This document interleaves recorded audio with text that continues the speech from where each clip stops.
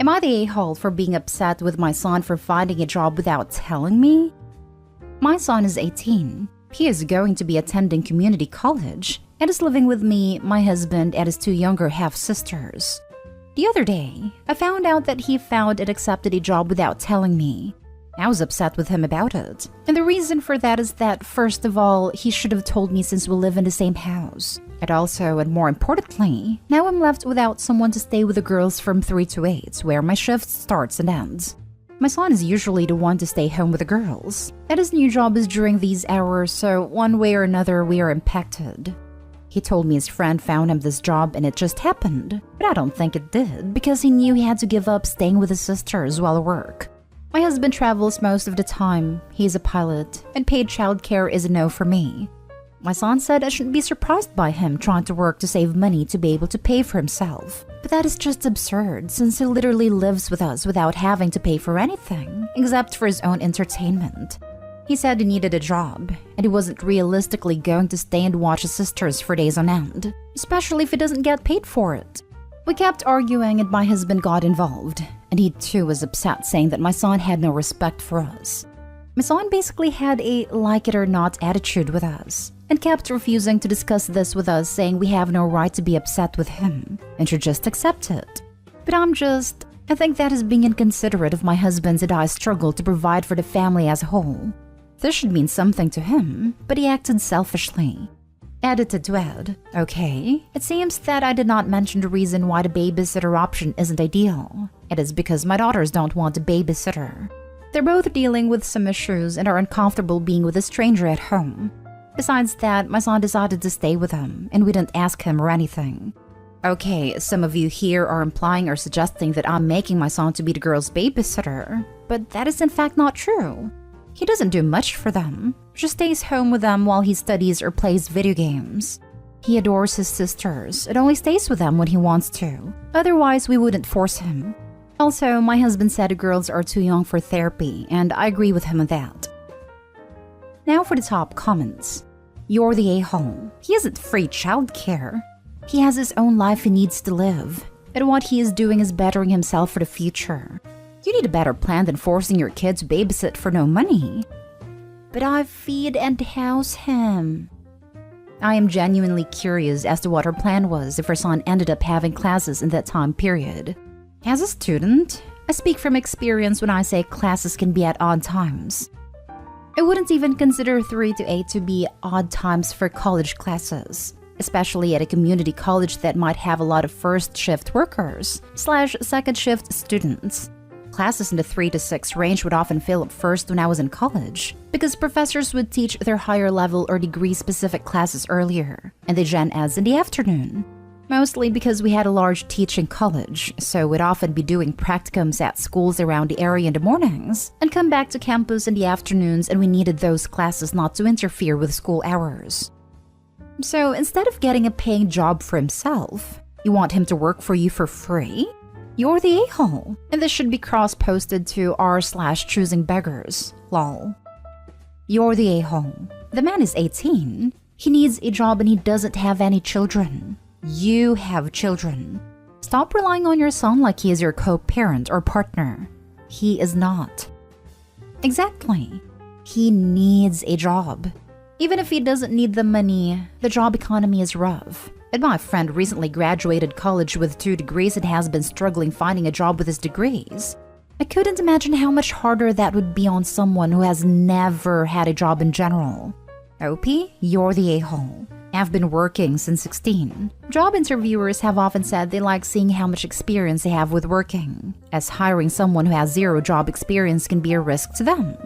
It helps him gain independence as well because he's 18. Soon he won't be living with his parents.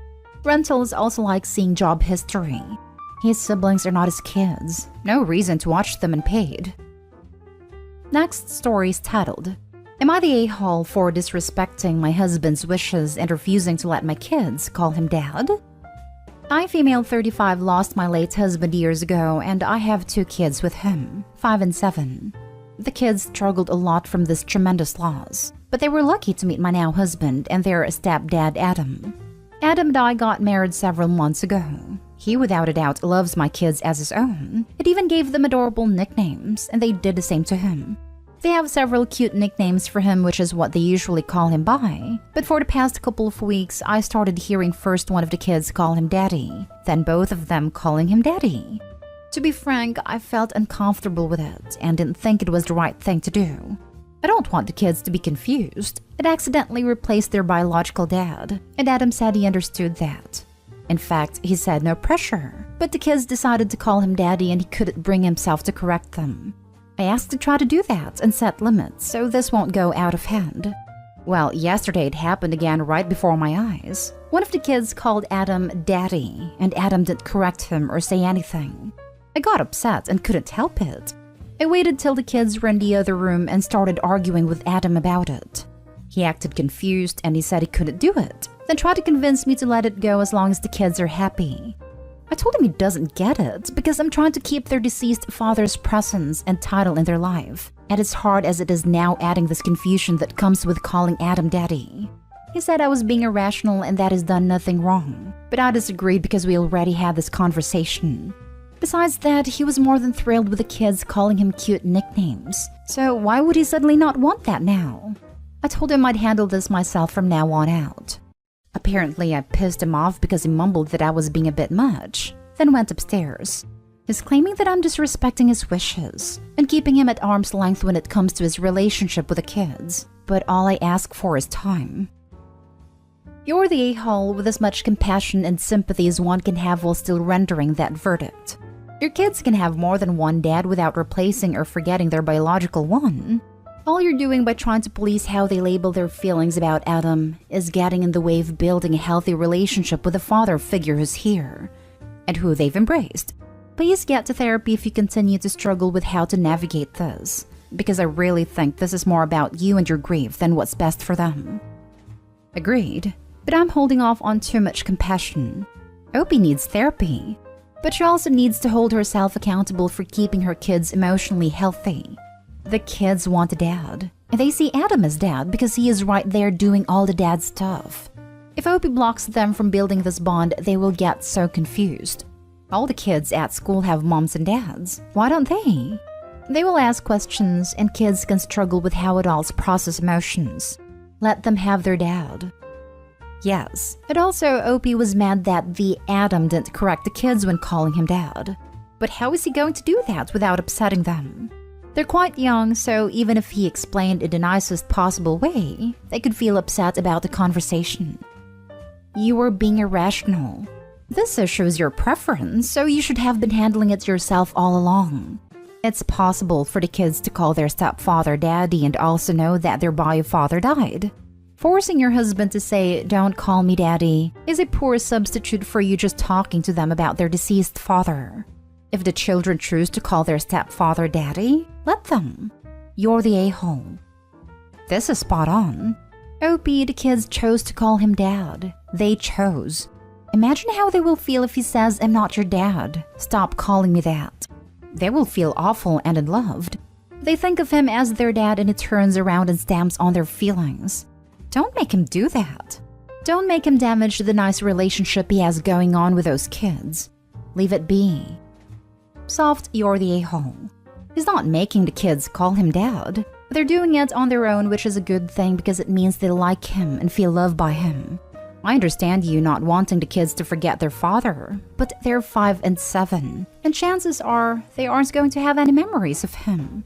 However, they'll have you to tell them about him. And I don't think them calling your husband dad is going to make them forget that they had a dad who loved them and did not choose to leave them. They can have 2 dads and love them both.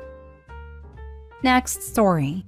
Am I the a-hole for not allowing my daughter's friend to sleep over because her mother didn't teach her boundaries? The title is quite confusing, but I can't figure out a better way to word it, so I'm just gonna do my best to explain. My 36 female daughter 6 female has a friend 6 female, whose mother I have frequently had issues with. Mom B, 30s female, and her husband male 30s, are what's yours is mine people and have taught their daughter that mindset. My daughter has a very fragile teddy that her granny gifted her when she was christened. I've mended this teddy 100 times. but it's still falling apart because my daughter carries it literally everywhere. She's super gentle with it. It has come up with her own rules that you have to follow to hold and play with a teddy. My daughter asked to have a play date / sleepover with her friend a few months ago. After talking to her parents, I agreed. Turns out the girls fought like cats and dogs over her teddy because the friend didn't want to follow the rules and didn't understand that if she can't follow them, she can't play.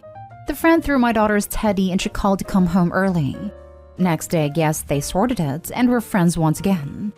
My daughter does not play with a teddy at school. She just puts him in her backpack, as far as I know, because she's scared other kids will hurt Teddy, and I'm pretty sure this is the only reason they're still friends. The girls have wanted to have sleepovers multiple times since, but after talking to her friend's mother and being told that if my daughter brings her teddy into Mom B's house, then Mom B's rules go, and my daughter will have to share whether her friend isn't careful or not. I've denied it. She suggested they sleep over at my house, but I've seen how her daughter acts at school / on a playground, picking up toys that aren't hers and just running off, fighting with other kids over their toys, etc. And I just don't think she would play with said teddy properly even under my roof. Am I the a-hole for this?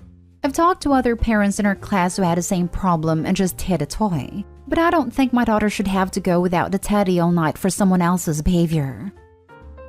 Now for the comments. The girls have wanted to have sleepover multiple times since. If your daughter is also doing the asking here, then it's time for you to have a discussion with her about the teddy.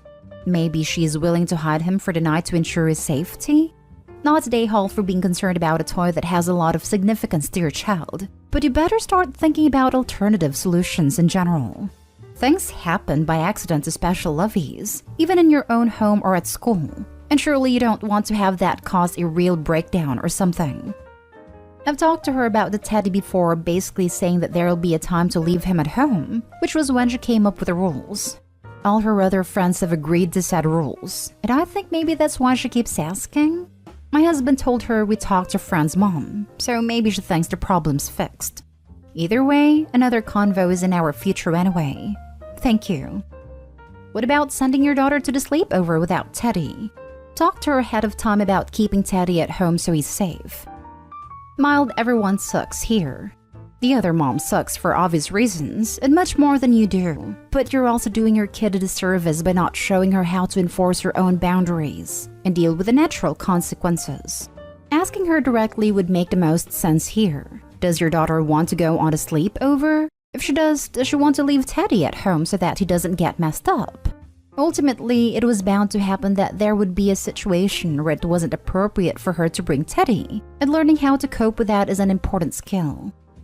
In another comment, Opie mentions some of the rules around a teddy that require hand washing, and I'm just wondering if the daughter may be developing some unhealthy habits in regards to the teddy. Like, I completely understand the importance in her being a child that has an attachment, but at some point, the daughter is going to have to learn to separate from the bear, and I personally think that needs to be more of the focus here. Everyone sucks here for right now, though. Last story is titled, Am I the a-hole for telling my cousin and her husband they should consider stopping their IVF treatment? My female 28 female cousin Lauren, female 35, and her husband have been struggling with having kids and are suffering from health issues. They've begun IVF treatment, which is expensive where I live. So far, they've had several rounds, but no luck. They visited on my mom's birthday yesterday. We don't see each other much now, but mom tells me about how they're doing in general. We were conversing at dinner and the IVF got brought up. Lauren said she and her husband are about to undergo another round of IVF. Everyone at a table said a prayer and wished them luck. But I told Lauren that after spending this much money, and after having already gone through several rounds in addition to other factors contributing to their infertility issues, she should really consider stopping IVF and taking a break and also saving money. Lauren and her husband looked offended. Lauren then said that they aren't struggling with money, so it's okay. I explained that they may not be struggling now but will be in the future, saying they'd spent thousands and wasted money for no benefits while they could have financially helped some struggling family with kids. Lauren got quiet, but I stated that this was just my opinion after all. Lauren's husband looked at me grudgingly and said, I think you should just mind your own business and keep your opinion to yourself. From there, the argument ensued. I told him he was being disrespectful, and he kept talking back. Shortly after, he and Lauren left. Mom started asking me why I caused a scene on her birthday. I said we were just talking, but Lauren and her husband blew this way out of proportion. Mom said that I have zero say in anyone's reproductive choice and should have kept my mouth shut. My sister, who rarely agrees with me, sided with me saying I was good, but Mom is insisting I call Lauren and apologize to her. My husband too sided with me and told me to give it a few days and Lauren will call. I see Lauren as my sister and I respect her, but we have our moments. Am I the a-hole in this situation? You're the a-hole. Their reproductive choices are none of your business. I told him he was being disrespectful and he kept talking back. Ironic that you'd call him disrespectful and claim he's the one talking back.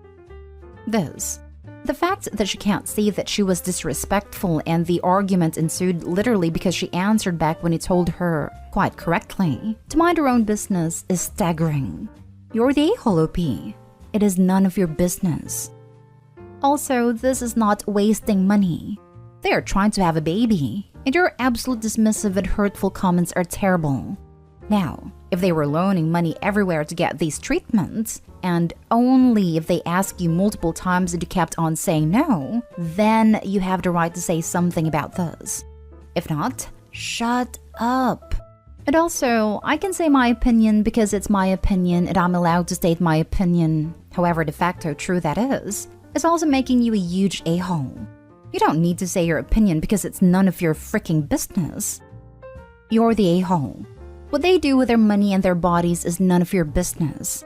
And they could have financially helped some struggling family with kids. Are you helping a struggling family with kids? I'm petty, so if I was in that family, every time Opie mentioned spending money, I would throw that back in her face. Oh, you took a vacation? You could have helped a struggling family. New haircut? Shoes? Clothes? That money could have been used to help a struggling family. You're the a-hole. Let me guess. You're the struggling family with kids they should have helped instead. This is absolutely a mind-your-own-business situation. I've read too many of these posts, lol. It is like a solid 80-20 that whenever someone says that someone should have helped others, they're talking about themselves. Wouldn't be surprised if the cousin cuts her off completely. They don't need that toxicity in their life.